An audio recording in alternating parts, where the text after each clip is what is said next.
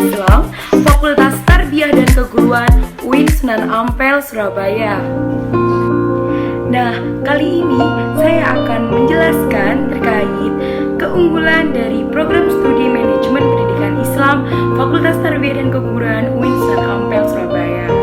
Langsung saja, jadi satu-satunya program studi yang ada di Fakultas Tarbiyah dan Keguruan ini tidak dicetak sebagai guru, melainkan sebagai seorang pemimpin atau leadership.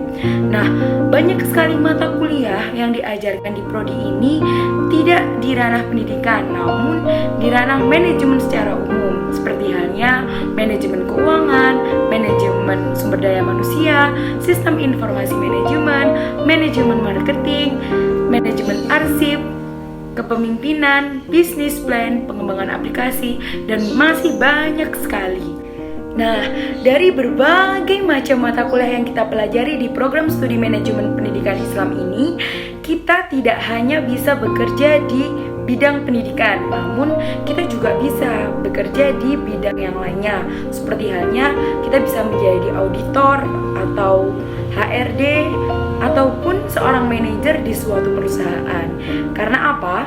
Materi dan teori-teori yang diajarkan bisa kita terapkan di bidang selain pendidikan. Seperti itu. Hai, kali ini saya akan memenuhi tugas akhir mata kuliah Studi Aplikasi Administrasi Perkantoran yang diampu oleh Bapak Solah MPD. Saya mengambil topik pembahasan urgensi internet unboxing, di mana di dalamnya akan membahas terkait manfaat dari Google Drive dan manfaat dari Google Doc. Perlu diketahui bersama bahwa Google Drive dan Google Doc memiliki manfaat yang banyak sekali yang bisa digunakan di bidang pendidikan. Untuk pembahasan yang pertama, saya akan menjelaskan terkait manfaat dari Google Drive. Jadi, Google Drive ini sangat penting untuk bidang pendidikan karena Google Drive ini merupakan fasilitas dari Google. Nah, Google Drive ini bisa berbasis offline dan bisa berbasis online, seperti itu. Manfaat Google Drive yang pertama yaitu menyimpan semua jenis data, mulai dari foto, video, dokumen, dan lain sebagainya. Kedua, dapat berbagi file. Jadi, ketika kita memiliki file di Google Drive kita bisa membagi ke orang lain, entah itu berupa link, berupa video, ataupun berupa gambar. Ketiga, Google Drive juga dapat mengedit dokumen.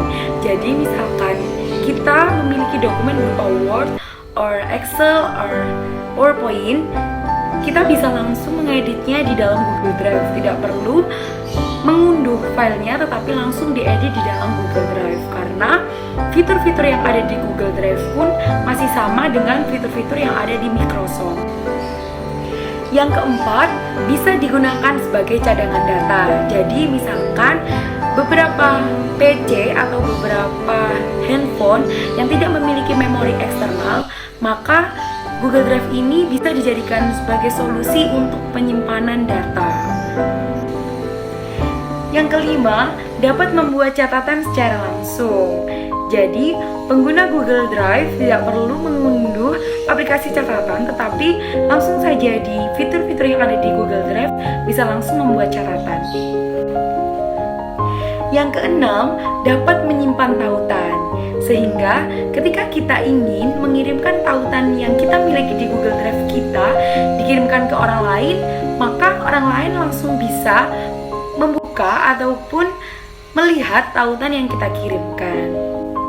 Nah, yang ketujuh, dapat membackup data dari WhatsApp. Tidak menutup kemungkinan bahwa HP kita mengalami down atau mengalami kerusakan sehingga WA kita harus dihapus ataupun harus dihilangkan terlebih dahulu. Nah, apabila ada data-data yang penting, maka solusinya adalah kita bisa memasukkan data-data kita ke dalam Google Drive agar ketika aplikasi WhatsApp itu dihapus, maka data-data yang penting itu masih bisa kita lihat di dalam Google Drive. Nah, yang kedelapan, dapat digunakan sebagai hosting website. Google Drive ini merupakan salah satu cloud computing yang dapat digunakan untuk memasang website. Apabila seseorang itu sebagai programmer atau pengguna website, maka dapat menghosting websitenya melalui Google Drive. Karena di dalam Google Drive ini bisa menggunakan akses secara gratis maupun prabayar. Nah, itulah 8 manfaat dari Google Drive. 8 manfaat ini dapat dikaitkan di bidang pendidikan. Tentunya pelaku-pelaku pendidikan, misalkan saja pendidik, peserta didik, ataupun tenaga kependidikan bisa memanfaatkan Google Drive sebagai penyimpan data ataupun membackup data-data agar data-data tidak hilang. Karena Google Drive juga bisa dikatakan sebagai penyimpanan tetapi dapat dibuka melalui email kita.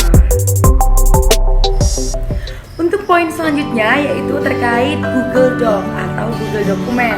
Nah, Google Dokumen ini termasuk salah satu fitur dari Google yang hampir sama dengan Microsoft Word. Nah, ada 10 manfaat dari Google Dokumen. Yuk kita bahas satu persatu. Untuk manfaat yang pertama yaitu bisa digunakan di berbagai perangkat. Contohnya di laptop atau PC maupun di smartphone atau handphone. Untuk manfaat yang kedua yaitu dapat mengedit dokumen tanpa aplikasi. Perlu kita ketahui bersama bahwa Google Dokumen merupakan salah satu fitur dari Google. Maka ketika kita akan mengedit dokumen kita tidak perlu download ataupun mengunduh aplikasi Word ataupun sebagainya, tapi kita cukup masuk ke Google dan kita buka Google Dokumen, kita sudah bisa mengedit dokumen kita. Untuk manfaat yang ketiga yaitu real time collaboration. Nah, di dalam Google Dokumen ini bisa menggunakan fitur sharing and privacy, di mana bisa di mode privat ataupun di mode kolaborasi, di mana ketika kita mengedit dokumen, ketika di mode privasi hanya kita yang bisa mengeditnya. Namun jika di mode sharing maka maksimal ada 50 orang bisa sebagai editor maupun pengedit dari dokumen tersebut. Nah, untuk manfaat yang keempat yaitu bisa memberikan komentar. Nah, ini cocok sekali untuk para pendidik yang menerima tugas dari siswanya berupa Google Dokumen, di mana pendidik atau guru bisa memberikan komentar terkait tugas-tugas yang diberikan. Guru bisa memberikan komentar terkait tugas-tugas yang diberikan. Untuk manfaat yang kelima yaitu fitur si revision history. Nah, disinilah sangat bermanfaat untuk pengguna Google Dokumen, di mana pengguna yang telah membuka editan dari dokumen tersebut bisa melihat revisi ataupun dokumen sebelum diedit. Sehingga misalkan para pendidik yang telah memberikan soal kemudian harus diedit oleh peserta didiknya, nah maka bisa dibedakan ketika awal memberikan tugas dan setelah diedit pengerjaan tugasnya. Manfaat yang keenam yaitu meminimalisir kehilangan data. Ketika kita mengedit menggunakan Google Dokumen, apabila di tengah pengeditan laptop ataupun HP kita mati, maka pengeditan yang terakhir auto tersimpan di dalam Google Dokumen. Manfaat yang ketujuh yaitu bisa mengubah file PDF menjadi file Word. Nah, cukup dengan mendownload file PDF yang kita miliki kemudian dimasukkan ke Google Dokumen. Nah, tinggal kita save dengan tipe Word, maka auto file yang kita miliki awalnya PDF bisa berubah menjadi Word.